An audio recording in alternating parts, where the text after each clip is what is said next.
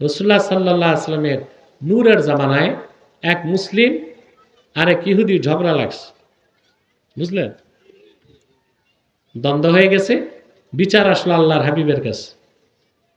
আল্লাহর হাবিব যে রায় দিলেন সাক্ষী প্রমাণের ভিত্তিতে, রায় পেয়ে গেল ইহুদি। কে পাইল?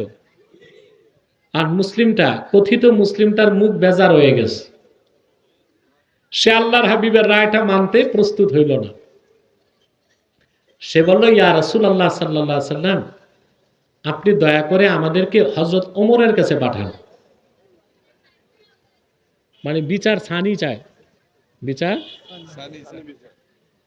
আল্লাহর হাবিব বলেন, ঠিক আছে, যাও ওমরের কাছে। হযরত ওমরের কাছে পৌঁছার পরে ওই যে ইহুদি লোকটা হযরত ওমরকে বলল, ওমর, বিচার তো একবার রাসূলুল্লাহ করে দিয়েছেন। হযরত ওমর বলেন, তাহলে আবার আমার কাছে আসছো কেন? বলে, এই যে তোমার মুসলিম ভাই, সে রাসূলুল্লাহর বিচারে সন্তুষ্ট না। ও আচ্ছা, তাহলে বিচার বাকি আছে। হাদিস সাক্ষ্য দেয়, হযরত ওমর বললেন, আনতুমা মাকানাকুমা হাত্তা আরজিয়া ইলাইকুমা, আমি ফিরে আসার আগ পর্যন্ত এখানে তোমরা দাঁড়িয়ে থাকো, আমি বিচার করে দিচ্ছি। হাদিস সাক্ষ্য দেয়, ফাখারাজা ওমরু মুস্তামিলান আলা সাইফিহি, হযরত ওমর তার তরবারি নাঙ্গা করে ঘর থেকে বেরিয়ে আসলেন। হাতে কি? তারপর বললেন, আল্লাহর হাবিব মুহাম্মদ সাল্লাল্লাহু আলাইহি ওয়াসাল্লামের সিদ্ধান্তকে যে মানতে প্রস্তুত নয়, আকাশের নিচে বেঁচে থাকার কোনো অধিকার তার নাই, এই কথা বললেন। আর এক আঘাতে মুসলিম নামধারী মুনাফিকের গর্দানটা কেটে দিলেন। ইহুদি দিছে দৌড়, যে এই যদি হয় মুসলিমের বিচার, আমার যেন কি হয়।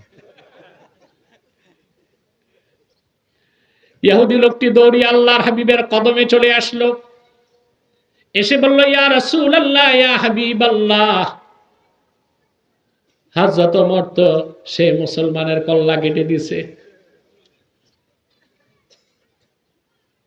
আল্লাহর হাবিব বললেন, আমি ধারণা করি নাই, মা জানান্তু আন্না ওমরা ইয়াজতারিউ আলা কতলে মুমিন, কোন মুমিনকে ওমর হত্যা করতে পারে তা আমি ধারণা করি নাই।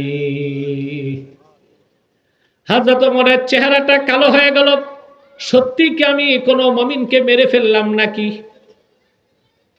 আল্লাহর পক্ষ থেকে ওমরের পক্ষে ওহী নাজিল হয়ে গেল। আল্লাহ ঘোষণা করলেন, ফালা ওয়া রাব্বিকা লা ইউমিনুনা হাত্তা ইউহাক্কিমুকা ফীমা শাজারা বাইনাহুম থুম্মা লা ইয়াজিদু ফী আনফুসিহিম হারাজাম মিম্মা কাদাইতা ওয়া ইউসাল্লিমু তাসলিমা।